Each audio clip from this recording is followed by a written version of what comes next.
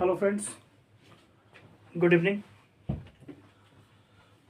चलिए आज इंग्लिश का हम लोग सिलेबस देखते हैं, क्या क्या पढ़ना है हमें। क्योंकि बिना एक सही रूपरेखा के आपको ना मैं आपको कुछ बता पाऊंगा और ना आप कुछ समझ पाएंगे। तो शुरू करते हैं।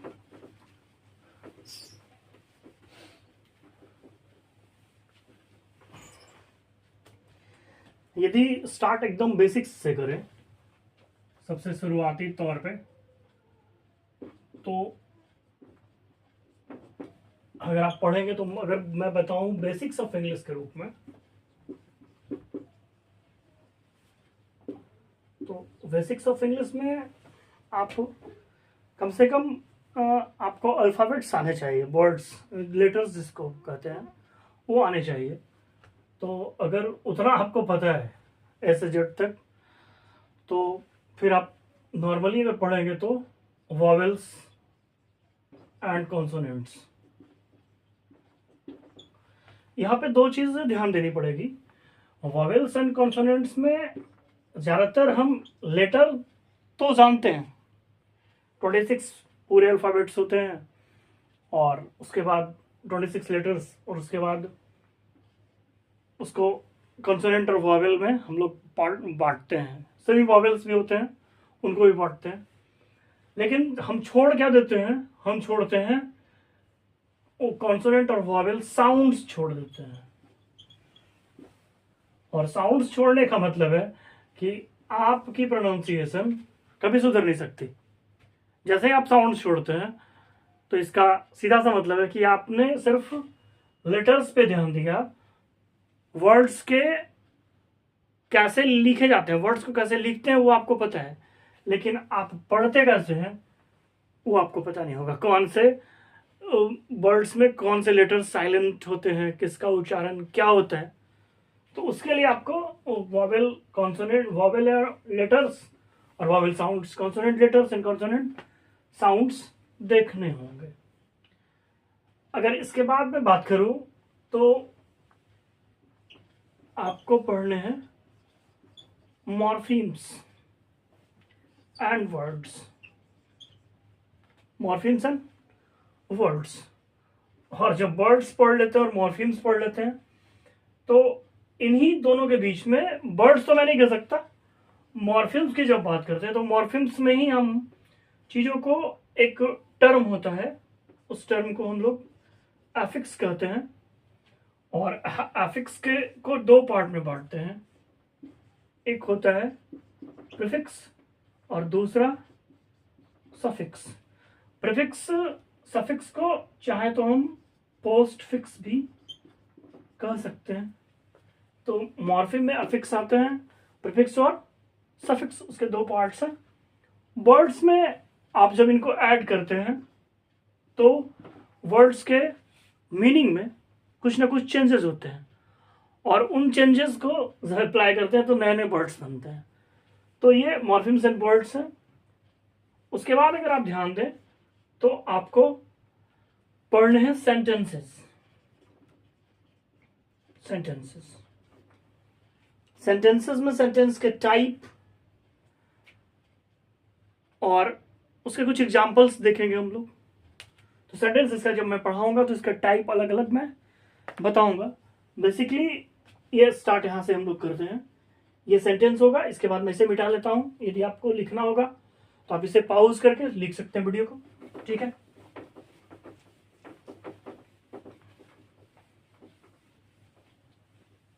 जब मैं सेंटेंस हम पढ़ लेते हैं, सेंटेंस के बाद बेसिकली सेंटेंस पैटर्न पढ़ते हैं हम। सेंटेंस पैटर्न बोलने का मतलब है कि एक स्ट्रक्चर वाइज सेंटेंस को पढ़ना, कि आखिर एक सेंटेंस फ्रेम कैसे करते हैं। जैसे जनरली हम लोग क्या करते हैं, subject verb object plus complement करते हैं। लेकिन जब एक बेसिक सेंटेंस के पैटर्न से आगे बढ़ते हैं तो कभी कभी हम देखते हैं कि सब्जेक्ट दिखता है, लेकिन जो दिखता है क्या, छोटा सब्जेक्ट अगर दिख रहा है, कोई वर्ड है, कोई अगर, या कोई फ्रेज है तो उतना ही है, उसको कुछ एक्सप्लेन कर रहे हैं, वो भी पार्ट आ रहे हैं। तो ये देखना पड़ेगा सेंटेंस पैटर्न में। सेंटेंस पैटर्न के बाद जब मैं पढ़ाऊंगा तो उसमें ही आपको सब्जेक्ट कंप्लीटली डिफाइन करूंगा, सेंटेंस के डिफरेंट एस्पेक्ट्स में बताऊंगा।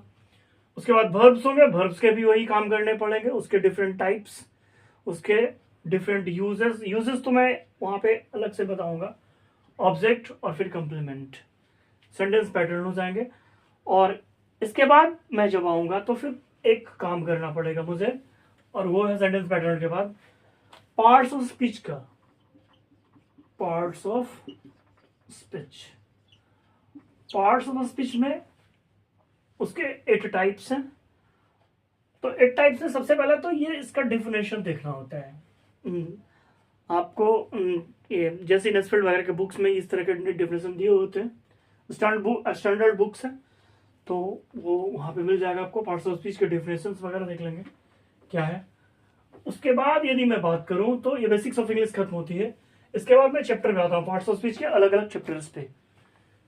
तो यदि मैं नाउन की बात करूं, नाउन बोले या नेम बोले, जो बोले, नाउन्स में मैं अगर बात करूंगा तो नाउन्स के टाइप, नाउन के टाइप्स पढ़ेंगे, इसके टाइप्स। टाइप्स के बाद इसके डिफिनेशन इंपॉर्टेंट नहीं है, कहीं कहीं कुछ कुछ डिफिनेशन इंपॉर्टेंट है, डिफिनेशन इंपॉर्टेंट नहीं है, इसके यूजेस इंपॉर्टेंट है, तो वो इसके यूजेस में बताऊंगा वहां पे।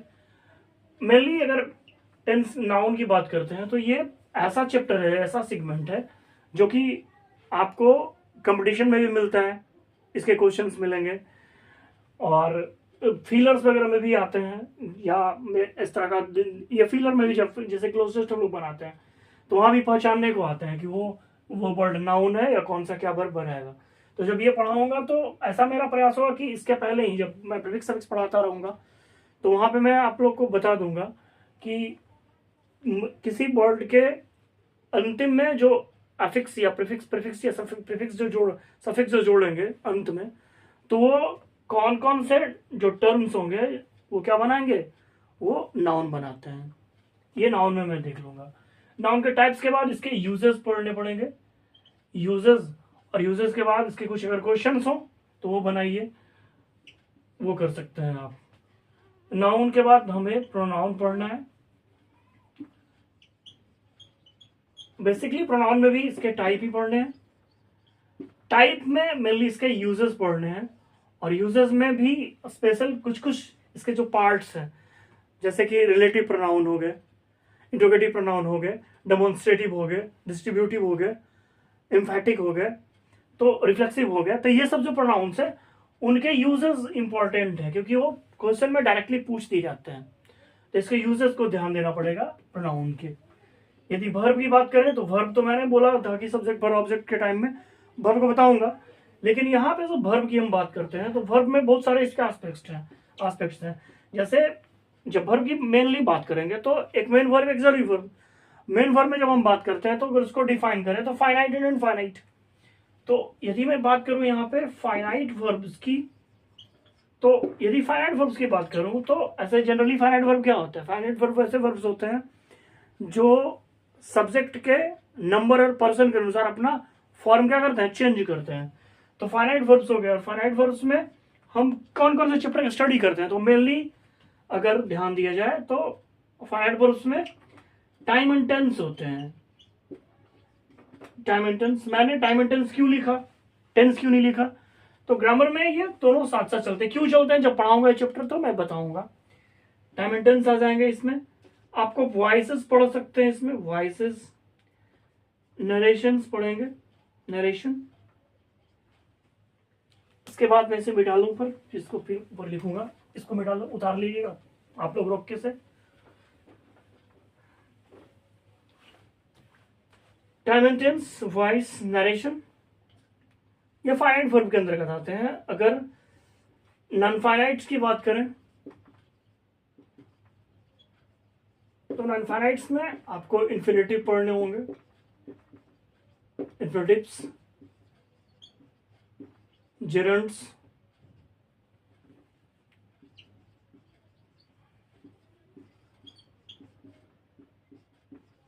पार्टिसिपल्स। ये 3 मेजर चैप्टर्स हैं नॉन फाइनाइट वर्ब्स में। यहाँ टाइम एंड टेंस पढ़ना है फाइनाइट में, वॉइसेस पढ़ने हैं, वॉइस और नरेशन पढ़ने हैं। मेनली ये 3 चैप्टर ही बेसिकली पूछा जाता है और जो कि मेनली यूज है। बाकी चैप्टर्स बहुत सारे हैं। ये वर्ब को जब हम फाइनाइट और इनफाइनाइट में कैटेगराइज करेंगे, बांटेंगे, तब ये होगा। इसको मैं मिटाता हूं। इसके बाद जो चैप्टर है वो एडजेक्टिव आते हैं।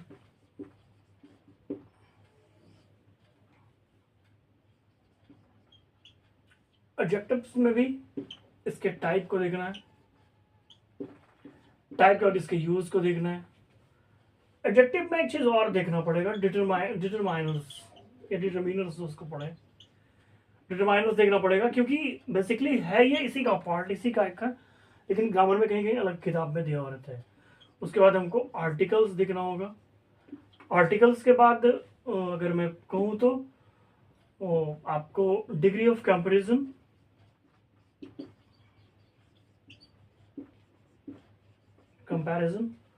और डिग्री ऑफ कंपैरिजन के बाद वो एडजेक्टिव का अरेंजमेंट भी पढ़ना होता है क्योंकि तो वो जब पढ़ाऊंगा तो उसके डिटेल में ही जाऊंगा, उसको मैं छोड़ के नहीं भागूंगा। एडजेक्टिव के बाद एडवर्ब्स को देखना है और एडवर्ब्स में इसके टाइप बेसिकली और इसके यूजेस इंपॉर्टेंट हो जाते हैं इसमें। इसके बाद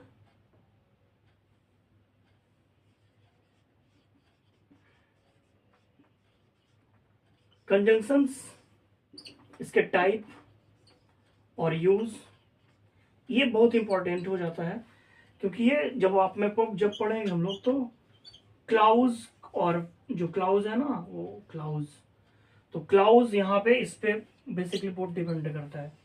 ये क्लाउज यहाँ पे कंजंक्शन में क्लाउज का आएगा, तो क्लाउज मैं ऐसे प्रयास करूंगा कि जैसे कि एक चीज है कुछ एक, उसको मैं ये नहीं कैसे से दिख रहा होगा, जैसे कि अगर बात करूं तो क्लाउज एंड फ्रेज, तो क्लाउज एंड फ्रेज मैं शुरू में ही बता दूंगा, बेसिक में ही वहां मैं भूल गया था।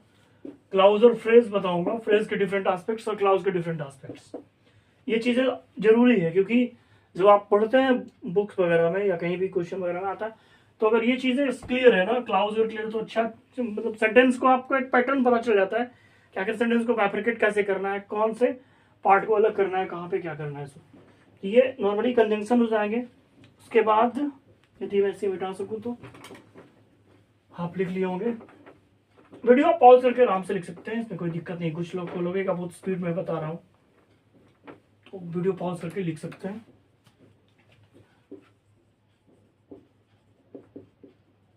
प्रीपोजिशन, प्रीपोजिशन में इसके टाइप देखने पड़ेंगे। टाइप इसका ऐसे कुछ है नहीं, उसको टाइम, डायरेक्शन, डिस्टेंस के अकॉर्डिंग बांट देते हैं कभी कभी। तो टाइम, डायरेक्शन और प्लेस, सॉरी डिस्टेंस नहीं, वो उसके स्थान पे, तो टाइप हो जाएंगे, इसके यूज हो जाएंगे, यूजेस। मेनली प्रीपोजिशन में ध्यान क्या देना है कि स्पेशल जो वर्ड्स होते हैं, special words with special prepositions, ये बहुत परेशान करता है। ये एज अ टीचर मुझे ही परेशान करता है, मैं भी कितना रटूंगा। ये एज अ टीचर भी परेशान करता है, शिक्षक को भी परेशान करता है, स्टूडेंट को भी परेशान करता है, यहाँ तक कि अच्छे छोटी है, मतलब क्या बोलूं मैं, बस परेशान करता है सबको।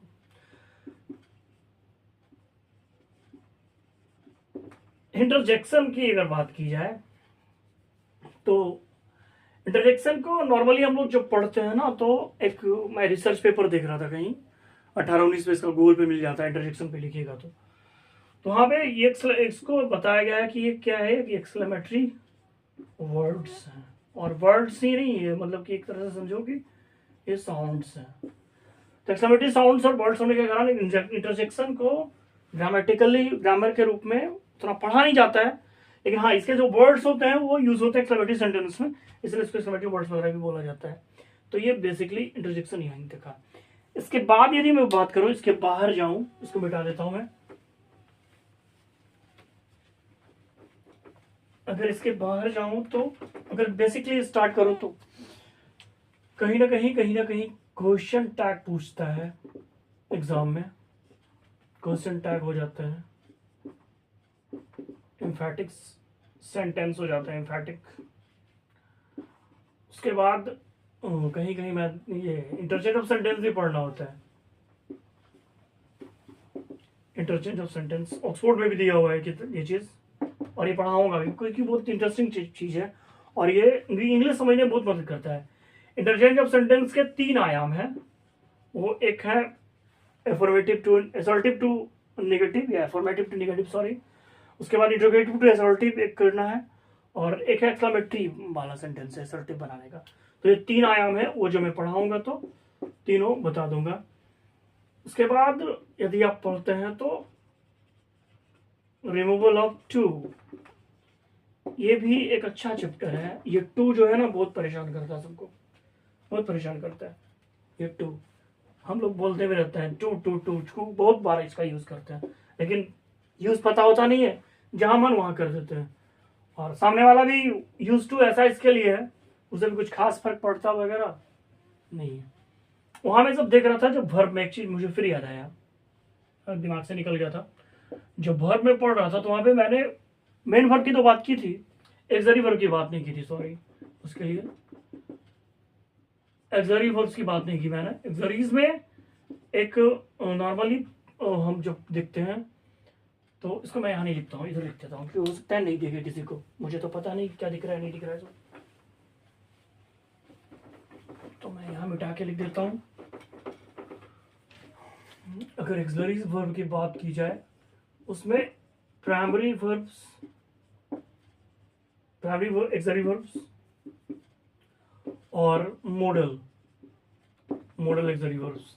कहीं कहीं किसी किताब में मार्जिनल भी दिया हुआ है, लेकिन फिर घूम फिर के इसी में आ जाता है, क्योंकि वो मार्जिनल इसलिए उसको बोलते हैं ना क्योंकि उसका मेनली यूज मॉडल के रूप में कम और टेंस वाले एस्पेक्ट में ज्यादा होता है, और इसमें कुछ खास है नहीं। प्राइमरी वाले में इज हमारे पास were, has have had, do does did ये पढ़ते हैं। मॉडल में हमारे पास 13 मिलते हैं, 13 और 11 मिला के 24 एक्सलरी वर्ब्स हैं, वो अलग से हम पढ़ लिया करेंगे, उसमें कोई शक नहीं है।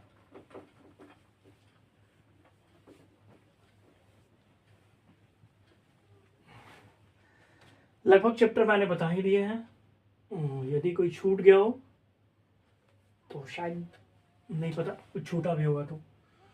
नरेशन बताया, वॉइस बताया, आर्टिकल बताया, डिग्री बताया, उसके बाद क्या था, noun, pronoun, adverb, adjective, preposition, conjunction, ठीक है। उसके बाद बेसिक इंग्लिश था ही, प्रीफिक्स सफिक्स बता दिया। हाँ, एक काम मैं ये बता सकता हूँ उच्चारण के तौर पे, प्रोनाउंसिएशन वर्ड्स के उसके तौर पे, ये how to correct spelled word, या हाउ टू स्पेल्ड करेक्ट, या स्पेल करेक्ट, ये कर सकता हूँ। या सॉरी प्रोनाउंस को बोलूँगा, how to pronounce correctly, adverb भी देना पड़ेगा क्योंकि वर्ब है तो एडवर्ब आएगा। हाउ टू प्रोनाउंस करेक्टली ये बता दूंगा। कुछ कुछ वर्ड्स होते हैं जो साइलेंट होते हैं, जहाँ पे जिसके उच्चारण नहीं होता है। ऐसे मैं भी उतना बहुत बड़ा एक्सपर्ट नहीं हूँ, वो आप बस प्रयास करूंगा कि आपको कुछ सिखा दूं, बस एक्सपर्ट बनने की जरूरत नहीं है। ये मैं नहीं कहूँगा मैं सबसे बड़ा विद्वान मैं ही हूँ, ऐसा कुछ नहीं है। अगर ग्रामर तक बात पहुँच जाती हो तो उसके बाद मैं एक चीज़ मैं बताऊँगा कि ये वाला जो एस्पेक्ट है कम्प्रिहेंशन वाला, चलो इसको 1 मिनट के लिए छोड़ता हूँ अभी। मैं ग्रामर छोड़ दिया ना, ग्रामर हो गया ना। अब अगर डिस्क्रिप्टिव इंग्लिश की बात की जाए, लेटर की बात की जाए, कुछ लिखना भी सीख जाते हैं, 10 में 12 में सब लिखाया जाता है, कंपटीशन में भी लिखते हैं। लेटर में फॉर्मल और इनफॉर्मल, फॉर्मल और इनफॉर्मल लेटर।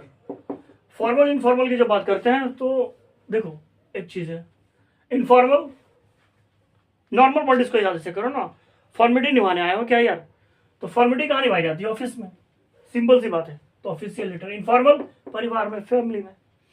तो इसके लिए नॉर्मल वर्ड लिखते हैं, कभी कभी इसको एप्लीकेशन भी बोल देते हैं, क्योंकि एप्लीकेशन लेटर का ही पार्ट है, लेटर से अलग नहीं कर सकते हैं। कभी कभी हम लोग बचपन में या अभी भी बहुत लोग से ऐसी गलती होती है, लेटर से अलग करते हैं, लेटर को अलग एप्लीकेशन को अलग, क्योंकि जबकि लेटर का ही पार्ट है एप्लीकेशन। लेटर के 2 आयाम, फॉर्मल और इनफॉर्मल। अब इसको तुम 12 पार्ट में पार्ट दो, 6 इसको, 4 उसको, 2 इसको, वो करते रहो, उससे कोई फायदा होने वाला नहीं है। मेनली ये जो है ना, वो दो एस्पेक्ट जानना चाहिए, एक फॉर्मल एक इनफॉर्मल। वो जानिए, फिर उसमें बिजनेस लेटर पर दिए, प्रपोजल लेटर तो ये लेटर, मित्र वाला लेटर, करस्पॉन्डेंस लेटर, कुछ भी करते रहो यार, कुछ नहीं होता है वो। ये काम कर लो, लेटर हो गया दो इसमें, एक एप्लीकेशन लेटर वाला। उसके बाद देखते हैं बहुत सारे लोगों को आता है रिपोर्ट राइटिंग। रिपोर्ट राइटिंग के बाद मैसेज राइटिंग। मैसेज राइटिंग के बाद आता है नोटिस राइटिंग। नोटिस राइटिंग के बाद आता है speech writing. Writing writing writing, सब राइटिंग ही है, ये राइटिंग करते रहो। कहीं कहीं कुछ लोग पूछ देते हैं, बोलते हैं बायोडाटा लिखने आता है तुमको, बायोडाटा। फिर कुछ लोग बोलेंगे रिज्यूमे लिखना जानते हो, फिर बोलेंगे करिकुलम बीटे जानते हो, जिसको सीवी बोलते हैं। तो ये सब चीजें हैं, सीखने वाली है। पहले ग्रामर सीखिए, फिर धीरे धीरे इसको सीख लेंगे हम। ये एस्पेक्ट कहीं भी कंपटीशन में ये सब पूछे जाते हैं पक्का। तो कंपटीशन में पूछते हैं तो कंपटीशन में पढ़ाएंगे ही। पहले ग्रामर तो जान लीजिए। अगर ये खत्म कर लें तो अच्छा पोर्शन मेरा खत्म हो जाएगा। और मतलब एक मजाक के मूड में मैं नहीं हूं, बस एक बता रहा हूं कि कितनों की तो शादी इस एप्लीकेशन और लेटर में हो जाती है। तो आप उस पर्पज से भी पढ़ सकते हैं, क्योंकि मैंने बहुत लोगों को देखा है कि किसी पे कोई आया देखने के लिए, कोई परिचर्चा में, हम लोग भी जानते हैं शादी ब्याह कैसे होते हैं। मैं कोई फ्रांस से आया तो नहीं हूँ, मैं इंडिया का हूँ और सिस्टम मुझे भी पता है। तो एप्लीकेशन लिखा दिया, बहुत अच्छा लगा, बहुत विद्वान है। अगर आप ये जानते हैं लिखना तो आपकी तो फिर जय जयकार हो जाएगी भाई। चलिए उस जय जयकार से आगे निकलते हैं। बेसिकली जो बेसिक एस्पेक्ट्स है वो खत्म हुए। तो यदि मैं कंपटीशन की बात करूं, जो कंपटीशन में पूछा जाता है, तो सबसे पहले सबसे प्यारा और सबसे पसंदीदा ये चीज होता है। उससे पहले सॉरी मैं चीज और भूल गया, क्योंकि क्लास में होता है तो सामने कुछ होते हैं, ऐसा तो यहाँ पे है नहीं कुछ। एक होता है प्रेसिस राइटिंग, सॉरी हाँ ये बहुत इंपॉर्टेंट था, प्रेसिस राइटिंग। इसको हिंदी में लोग संक्षेपण बोलते हैं। इसका मतलब होता है कि एक बहुत बड़ा कंप्रिहेंशन है आपके पास रखा हुआ, उसको पढ़िए, उसके मेन एस्पेक्ट्स को जानिए, और जानने के बाद एक लिमिटेड वर्ड्स में 1/1/3 में उसको लिखिए, और ऐसा लिखिए कि इसका कुछ भी आयाम आपसे छूट ना जाए। सिंपल सा, जब बताऊंगा तो बहुत सारे इसके रूल्स हैं, ये कट कीजिए, ओवर बदलिए, ऐसा कीजिए, मतलब कि हर हाल में एक छोटा सा जो है एस्पेक्ट लेना है, बड़े को छोटा करना बस। और ऐसे भी काट पीटने में हम लोग तेज होते हैं, तो ये आसाम से सीख जाएंगे आराम से। और बहुत लोग तो इतना इसमें महानता दिखाते हैं कि क्या करेंगे, सेंटेंस ही हटा देंगे पूरा का पूरा और छोटा कर दिया, हो गया बन गया। ऐसा नहीं होता है, उसके लिए सुटेबल टाइटल देना पड़ता है। दाएं तरफ ये लिखो, बाएं तरफ वो लिखो, इतने वर्ड्स का अरेंजमेंट होना चाहिए, टाइटल सेलेक्ट कीजिए, वो टाइटल उसके अनुसार होना चाहिए। तो ये इंपॉर्टेंट चीजें हैं। चलिए आते हैं कंपटीशन की बात करें, तो उसमें आपको सबसे इंपॉर्टेंट होता है कंप्रीहेंशन। और कंप्रीहेंशन ऐसा कोई भी कंपटीशन इंग्लिश का नहीं है लगभग, मेरे ख्याल में जहां तक मैंने पढ़ा है, ये पूछते हैं। ये बहुत बड़ी चीज है, और ये इतनी बड़ी चीज है कि बिहार के बच्चों के लिए सर का दर्द है। क्योंकि बार बार एक ही पूछता है, सर ये बुतरू हिंदी नहीं जानता, अंग्रेजी पढ़ लेता है, हिंदी नहीं कर पाता है। अरे भाई उसको रुकने तो दो। तो ये जो पोर्शन है ना अंग्रेजी से हिंदी करने वाला, समझने वाला, वो सबसे इंपॉर्टेंट चीज है। इसको भी मैं बताऊंगा स्पेशल क्लास में क्यों बनता है, कैसे बनता है, इसको कैसे बनाते हैं, कैसे ब्रेक करेंगे, कैसे इसकी हिंदी निकालेंगे। और मैंने तो बताया था आपको इसके पहले वीडियो में भी कि जिनको लगता है ना कि मुझसे बहुत बड़े बड़े सेंटेंसेस हिंदी नहीं हो पाते हैं, उसके लिए स्पेशल मैं क्लास दूंगा कि देखिए कैसे सेंटेंस को तोड़ते हैं, सेंटेंस को ब्रेक कैसे करते हैं, कौन सा कहाँ पे वर्ब लगा तो क्यों लगा, यहाँ पे प्रीपोजिशन लगा तो क्यों लगा, यहाँ पे यही आता है, ये सेंटेंस स्टार्ट हुआ तो कैसे स्टार्ट हुआ, किस चीज से स्टार्ट हो रहा है, क्यों स्टार्ट हो रहा है, ऐसा क्यों लिखा गया, वो सब बताऊंगा। तो कम्प्रिहेंशन के एस्पेक्ट में पढ़ेंगे। कम्प्रिहेंशन को कहीं कहीं हम लोग ये मतलब कि पैसेज भी बोलते ही है, कहीं कहीं क्या बोलते ही है, पैसेज बोलते हैं, कहीं कहीं रीडिंग कम्प्रिहेंशन भी बोलते हैं, आरसी करके चलता है, तो चलते रहता है वो। तो बोलने का कुछ भी बोल सकते हैं आप, जो आपको सूट लगे, जो लोगों को। और एक चीज और जान लीजिए कि भाषा है ना, भाषा में जो चीज ट्रेंड में चला आया, जिसको लोगों ने फॉलो कर लिया, वो नया नियम आपके साथ चलाया जाएगा, उसको आप मान लीजिएगा। और भाषा ऐसे ही बदलती भी है, क्योंकि कभी कभी जो चीजें नॉर्मल दिखते हैं, जैसे कि राशन वर्ड है, राशन हिंदी में भी वहां भी राशन है, गुरुजी तो गुरुजी, तो वो चलता है। कम्प्रिहेंशन के बाद यदि मैं बात करूं तो क्लोज टेस्ट होता है। जड़ी लिखिए ऐसे लिखिए, कोई फर्क नहीं पड़ता है। कुछ लोग ऐसे भी लिखते हैं, कहीं कहीं ऐसा भी मिल जाता है कि किताब में।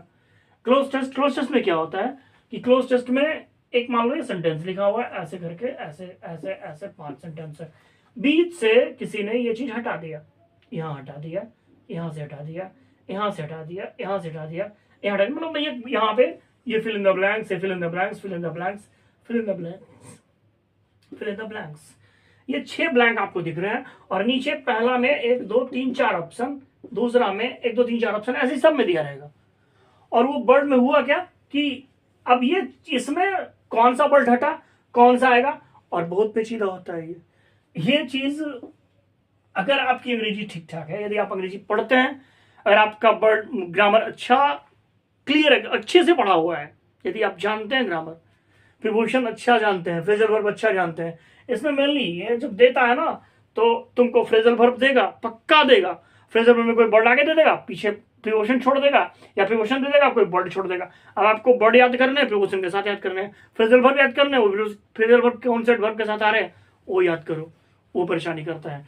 फिर वो नहीं तो एक जैसे 4 वर्ड के मीनिंग दे देंगे, मीनिंग का स्पेसिफिक यूज याद कीजिए, अगर पता है तो ठीक है, नहीं पता है तो नहीं पता है। इफेक्ट, इफेक्ट, रिफ्यूट, रिफ्यूज, इस तरह का जो वर्ड आता है ना, इनकार करने वाला, डिनाई, तो आदमी परेशान हो जाता है कि करे तो क्या करे। तो क्लोज टेस्ट भी अपने आप में बहुत टफ चीज है, लेकिन प्रैक्टिस करते रहिए, अंग्रेजी पढ़ते रहिए, सीखते जाइए। इसके बाद मैं देखता हूं, इसके बाद आएगा, इसके बाद आते हैं फिलर्स। फिलर्स इसको बोल सकते हो। फिलर्स में क्या होता है, फिलर्स में आपको ये क्या देंगे क्या नहीं देंगे कुछ भी पता नहीं। हो सकता है कोई ग्रामर का रूल संबंधित दे दे, ग्रामर से रिलेटेड वर्ड दे दे, या कोई वोकैब संबंधित दे दे, वोकैबलरी संबंधित दे दे, ये दोनों चीज हो सकता है। वर्ड मीनिंग में कोई वर्ड मीनिंग दे देगा पूछने के लिए, वो पूछ सकता है। वोकैबलरी में ग्रामर में कुछ ग्रामर के रूल्स दे दे, कोई वर्ड उस तरह का कोई वर्ब का फॉर्म दे दे, वो आपको भरना पड़ेगा। फिलर्स में यही होता है।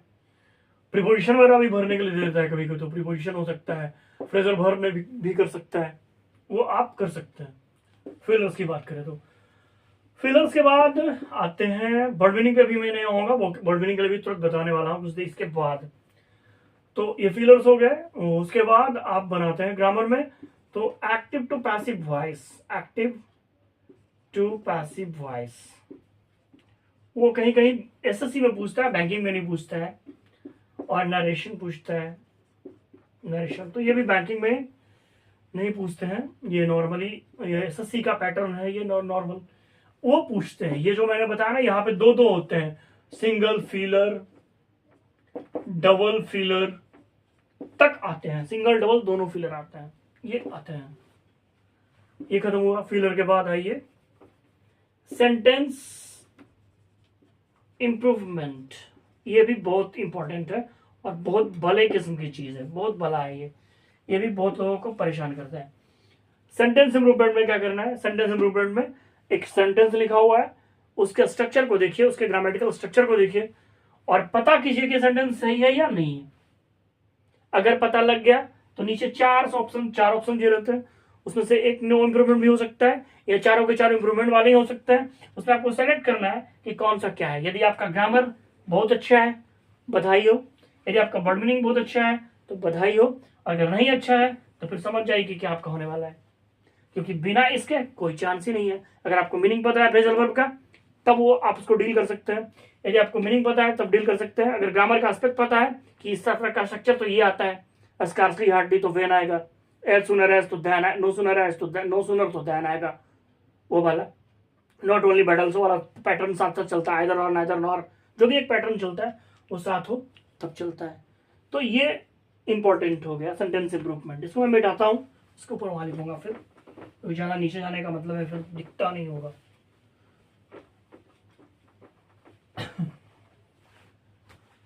उसके बाद एक बात करूं तो ये आएगा सेंटेंस अरेंजमेंट। ये इसमें एक बात अच्छी बात क्या है ना कि इसमें किसको फायदा होता है, इसमें उसको फायदा होता है ना जो अंग्रेजी पढ़ता हो। जिस बच्चे ने अंग्रेजी पढ़ी हो, जिसके पास इंग्लिश पढ़ने की आदत हो, जिसे इंग्लिश पढ़ने की आदत हो, उस बच्चे के लिए ये वरदान साबित होता है। क्यों वरदान साबित होता है? क्योंकि इसमें ज्यादा कुछ करना नहीं होता है। इसमें जो आपने सेंटेंस पढ़ा उस सेंटेंस को आपने पढ़ लिया ना, तो उस सेंटेंस को पढ़ने पूरा अगर पैटर्न समझ में आ रहा है तो आपको समझ में क्या क्या करना है, सेंटेंस का अरेंजमेंट क्या हो सकता है, सब्जेक्ट, वर्ब, ऑब्जेक्ट, कंप्लीमेंट। अब देखो चक्कर क्या होगा, अगर सब्जेक्ट दिया हुआ है तो सेंटेंस स्टार्ट किससे होगा, सब्जेक्ट से। तो सबसे पहला क्या करना है, सब्जेक्ट खोजना है, फिर वर्ब, फिर ऑब्जेक्ट, फिर कंप्लीमेंट, बाकी जब पढ़ाऊंगा तब। लेकिन ये पैटर्न ध्यान रखना होता है, और उसके लिए आप जितना ज्यादा सेंटेंस पढ़िए तो आपको ये पता चलेगा सेंटेंस कैसे कैसे स्टार्ट हो सकता है, कैसे कैसे एंड हो सकता है, वर्ब को कैसे कैसे तरीके से लिखा जा सकता है, सब्जेक्ट को और कैसे एक्सप्लेन कर सकते हैं। जैसे कि वर्ब सब्जेक्ट है, उसके साथ रिलेटिव प्रोनाउन लगाइए, फिर उसको डिफाइन कीजिए। या तो सेंटेंस है, कोई वर्ड सेंटेंस है, सेंटेंस का कोई सब्जेक्ट है, सब्जेक्ट के साथ नाउन इन अपोजिशन यूज करके उसके बाद वर्ब लगाइए। तो ये चीजें हो सकती है, वहां पे ये चीजें आएगी। तो सेंटेंस अरेंजमेंट एक तरह से आपको कब फायदा करेगा, जब आप अंग्रेजी पढ़ना जानते हैं और जानते हुए आपकी आदत भी लगी हुई है। जानते हैं पढ़ते नहीं है तो आपको पैटर्न कितना पता चलेगा, तो पढ़ते रहिए। ये होने के बाद सेंटेंस अरेंजमेंट इंप्रूवमेंट होने के बाद, सेंटेंस अरेंजमेंट की अच्छी और है कि एसएससी में सेंटेंस अरेंजमेंट बहुत आसान देते हैं, लेकिन जब बैंकिंग की तरफ आप जाइएगा ना, तो बैंकिंग में तो ऐसे ऐसे देते हैं 6-6 7-7 लाइन के अलग अलग होंगे ऑप्शंस, और उसमें तीसरा खोजिए, चौथा खोजिए। इसका मतलब पूरे को अरेंज करो, अरेंज करने के बाद फिर ये देखो कि तीसरा कौन सा है, चौथा कौन सा है, उसका सीक्वेंस तय कीजिए। वो बैंक पीओ में भी पूछता है। उसके बाद अगर बेसिकली कंडीशन की बात की जाए तो अंग्रेजी में लगभग यही सब चीज मेन इंपॉर्टेंट है। मेंस में जो मैंने पहले बताया था लेटर वगैरह वो पूछते हैं लिखने के लिए। हाँ, एक चीज और कहीं कहीं पूछता है, वो ऐसे वाला वो पार्ट उसमें था, उसमें मैं वहां भूल गया था, उसको एक जगह कंसोलिडेट कर लीजिएगा। ऐसे में बेसिक है, ऐसे जब पढ़ाना होगा तो मैं बताऊंगा ऐसे कैसे कैसे लिखते हैं, वो उसका भी एक तरीका होता है। ऐसे नहीं कि जो भी मना है कुछ लिख दिए, पेज भरना ऐसे नहीं होता है, इंपॉर्टेंट चीजों के साथ पेज भरना वो ऐसे होता है, इसलिए आसान नहीं है ऐसे लिखना। अब अगर बात की जाए, ये तो ग्रामर के एस्पेक्ट्स थे। ग्रामर के एस्पेक्ट्स के बाद अगर वोकैब देखा जाए, वोकैबुलरी शब्द का, वोकैबुलरी जो कि इंपॉर्टेंट एस्पेक्ट्स है इंग्लिश सीखने के, तो उसमें बेसिक वर्ड मीनिंग। अब कोई पूछेगा ना कि कितना वर्ड मीनिंग रटूं मैं, कितना याद करूं, 1000 2000 3000 4000, सर पूरी डिक्शनरी रट जाऊं। मैं ऐसे लोगों को बहुत बहुत मतलब क्या बोलूं, लगता है कि चरण छू, क्योंकि अरे पूरी डिक्शनरी कैसे रट लोगे, मुझे खुद याद नहीं है। मुझसे पूछो कि बी का जितना लेटर है डिक्शनरी बता दो, नए नए अपडेट वर्ड है, मैं क्या मैं दिन भर वही करता रहूं, तब तो बात बन सकती है। तो ऐसा कुछ करना नहीं है। बेसिकली कुछ भी आप अगर वोकेबलरी की बात करें तो अगर बात की जाए उस पर, तो वोकेबलरी पे एक दिन मैं बात करूंगा स्पेशल, इस पर जरूर। तो वोकेबलरी पे नॉर्मल जब आप पढ़ते हो तो जब जितने जहां भी आप पढ़ते हो, अंग्रेजी अगर आप पढ़ रहे हो या हिंदी जो भी भाषा पढ़ रहे हो, शब्दार्थ अगर याद करनी हो तो ज़्यादा से ज़्यादा पहले तो पढ़िए, और जो मिलता हो नया उसको लिखिए और उसको पढ़िए, उसको याद कीजिए। दूसरा कोई चांस नहीं है, उसको यूज कीजिए। और यूज एक दिन नहीं, उसको लगातार अपने भाषा में, अपने लाइफ स्टाइल में उसको यूज कीजिए, ताकि वो आपका अपना हो जाए।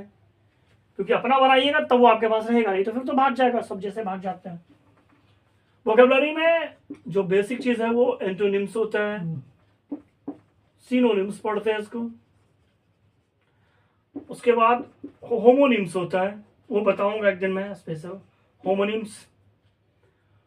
उसके बाद वन वर्ड सब्स्टिट्यूशन होता है, one word substitution. One word substitution के बाद आप कहीं कहीं फ्रेजल वर्ब्स रटना ही पड़ेगा सर, और कोई उपाय नहीं है, इसको तो रटना ही पड़ेगा। फ्रेजल वर्ब्स होते हैं, इडियम्स होते हैं, इडियम्स एंड फ्रेजेस ये भी होते हैं। बेसिक ये एस्पेक्ट है, ये उतना यूज में आता है, ये डायरेक्टली नहीं आता है, ये तो पूछते ही है महानुभाव। और एक प्रीपोजिशन वाला, उसको मैं भी चाहता हूँ कि वो प्रीपोजिशन में उसको रखते हो, ये प्रीपोजिशन स्पेशल वर्ड्स, वो लोग जो वर्ड है ना, words with special, words with specific preposition, वो तो रटने ही पड़ेंगे, उसमें कोई शक नहीं है। वर्ड्स विथ स्पेसिफिक प्रीपोजिशन तो वो आपको करने ही पड़ेंगे उतने। अगर इतना आपने कर लिया तो मेरे हिसाब से, जहां तक मैं समझता हूं, कि आपको अंग्रेजी परेशान नहीं करेगी, ये तो कंफर्म हो जाएगा, आपको अंग्रेजी परेशान नहीं करेगी। क्यों करेगी भाई? आपसे उसको क्या प्रॉब्लम है? कोई प्रॉब्लम नहीं है। किसी भाषा को किसी व्यक्ति से प्रॉब्लम नहीं होता है। आपको भले अंग्रेजी से प्रॉब्लम होता है, लेकिन अंग्रेजी को आपसे कोई प्रॉब्लम नहीं है। वो तो चाहता है कि उसको आप सीखिए, जानिए, ताकि उसको आप यूज़ कर सके जीवन में। लेकिन हम क्या है, हमको तो वो ठीक लगता है जो सबसे आसान हो। और आसान क्या है? आसान कुछ भी नहीं है। आसान बस यही है कि फिर पढ़िए ही मत, सबसे आसान काम है। तो ठीक है, मैंने प्रयास किया कि शॉर्ट एक वे में आपको इंग्लिश ग्रामर बोलिए, वोकेबलरी बोलिए, जो भी बोलिए, एक इंग्लिश की एक सिलेबस आपको बताने का प्रयास किया मैंने। और हो सकता है कुछ चीज़ें छूट गई हो, जो छूट गई हो तो आप बता सकते हैं कि हाँ सर आपने ये चीज़ नहीं बताया। लेकिन जहाँ तक मुझे प्रयास है, लग रहा है जैसे क्लाउज फ्रेज एक बात में मैंने बताया, वो लिखाऊंगा, बताऊंगा ही तो बताऊंगा। और जो चीज़ें छूट भी गई होगी तो मैं तो कोई विधाता हूँ नहीं, प्रयास करूंगा कि उन चीज़ों को भी सामने लाया जाए। अगर कुछ हो तो आप कमेंट करके बताइए कि सर आपने ये बताया नहीं, तो मुझे भी पता चलेगा हाँ मैंने ये चीज़ को छोड़ दिया है। ठीक है, तो नमस्कार, प्रणाम, जो भी हैं आप, बड़े छोटे सबको।